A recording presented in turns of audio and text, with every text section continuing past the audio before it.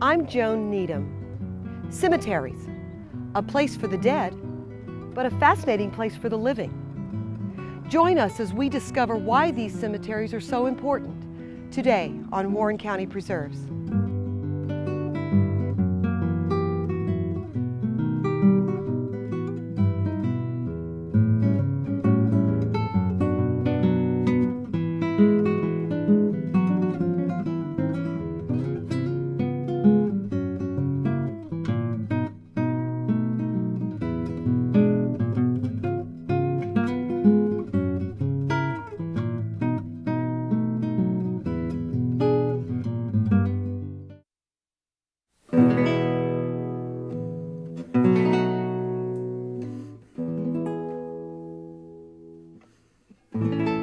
Welcome back to Warren County Preserves.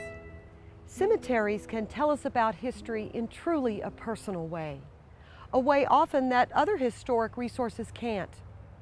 Doug and Pat Alt discovered a family cemetery on their property just a few months after they bought it. The people buried there have become a part of the family. That this is people, and they've now possessed personalities and stories and anecdotes and even descendants. Just, it's by far the dearest part of the property to us now. This is part of the original Taylor family settlement. The old mansion house across the road was built in the 1820s, I believe, and so this was the family cemetery for that family. And over the course of the years, through intermarriage, Adamses and Wileys and other families came to be part of the cemetery here. Just as we started investigating, I spent a night at the Bowling Green Public Library and found a book on cemeteries in Warren County. And it was a typewritten book, probably produced in the 1960s. And I found our cemetery. I can remember calling home to Doug and saying, I found our cemetery in here, and there are 20 graves in there. Probably by that time we'd found 6 or 8. And this has been a progression over the 5 years we've lived here. We've found more graves usually every fall, or after a heavy rain we'll see more and more. I think our first views of the cemetery, we only thought about the dates, and we looked at it goes from 1830 to 1910, and we thought about what a desolate place this must have been in 1830, and how did they have these stones out here.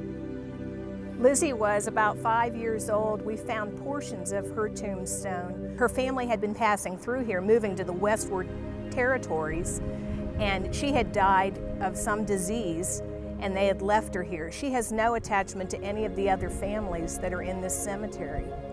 I think probably our favorite is the monument over to my left of a lady named Sarah, who died on December 26th, the day after Christmas. And that particular marker has a very touching Victoria-style poem to it, Victorian-era style poem.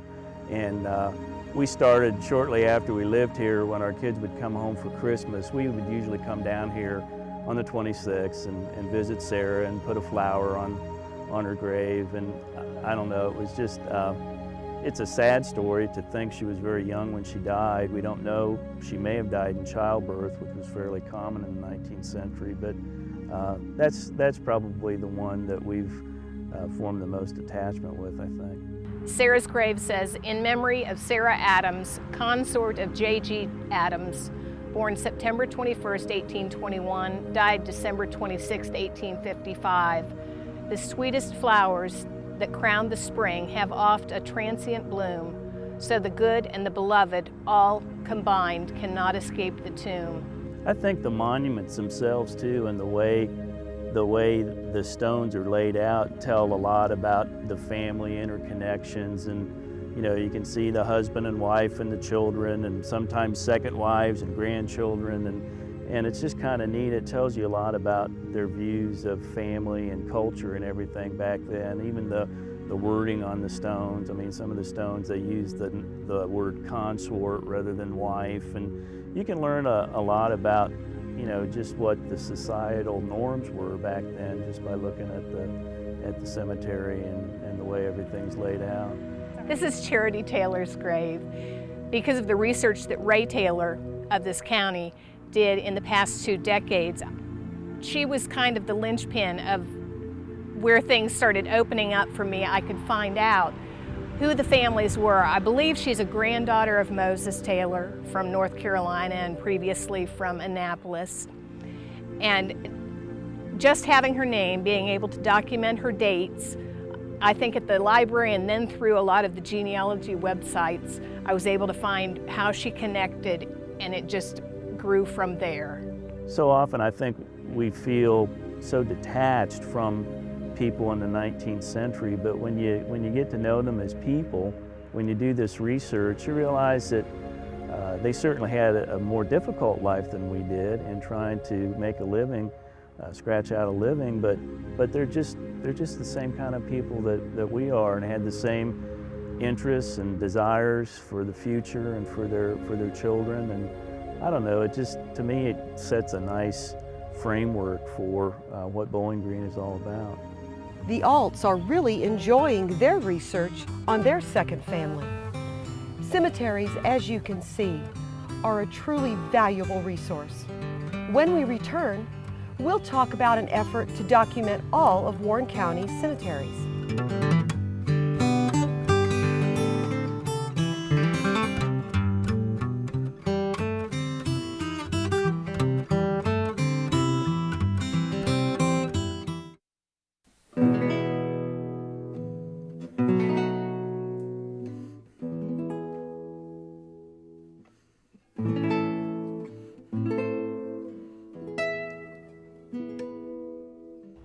Welcome back.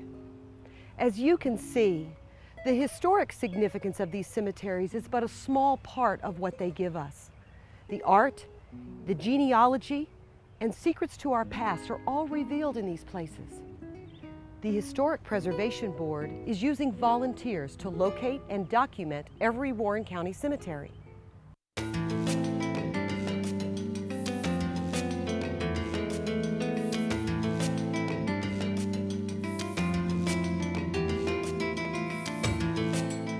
Volunteers of all ages can be involved in these projects. The young and the not so young can discover fascinating facts while looking at these cemeteries. I thought it would be fun because, well, actually, it was fun, and I learned new things, and I was actually better in school. I've always loved cemeteries. I was a history major when I got my undergraduate at Western. I don't know, I just really like them. I think they're beautiful. I wanted to get involved in the community. I'm from Ohio, I'm not from around here, and rather than just being stuck on campus at Western, this gives me a chance to go out and branch out and see what else there is in Kentucky, except just the universities. I really enjoy being outdoors, and I really enjoy history. I just really have always enjoyed going out to old cemeteries, and I enjoy the puzzle of it. You have to use so many different resources to try and figure out the information that's there between feeling the stones to see what's written on them, trying to deduce who's related to who. Even just from the area of the cemetery, you can figure out a lot. Feels like it, yeah. Deersley, comma. Wow. Yeah. Thou hast left us with a capital T. Let me see if there's punctuation at the end of that. I think there's a comma. Okay. Yeah, Deersley, comma, thou hast left us, comma. This is a girl. She's about 13 years old. And what we had found that was kind of unique about this stone, it's this broken one here, is that this is one of the few that has a stone carver's signature on it. Or it's a company. It's Brown from North Albany, Indiana. And so all this is pure speculation, but it's easy to see how if a parent lost a 13-year-old daughter, that they would want the best for her, and that they might ship a stone all the way here from, north of Louisville. As you can see, volunteering for this documentation process can be a lot of fun. But those who volunteer also take a great deal of pride in knowing that their documentation will be used for future projects and research. Genealogy is increasingly popular in the history of this area, and some of this information just isn't available elsewhere. No one person could have the time to go out to every cemetery and try and piece the puzzle together, but if we have this in a central location, people are going to be able to look it up by their name or by where they had family growing up. So I think it'll be a real valuable resource, and it's great to save this while it's still available, because these stones are pretty old. Most of them are deteriorating, and we'd like to record it before they're gone. You are welcome to become a part of this historic endeavor, either by helping us locate cemeteries or by aiding in their documentation. For more information, contact the Historic Preservation Board at 270-842-1953.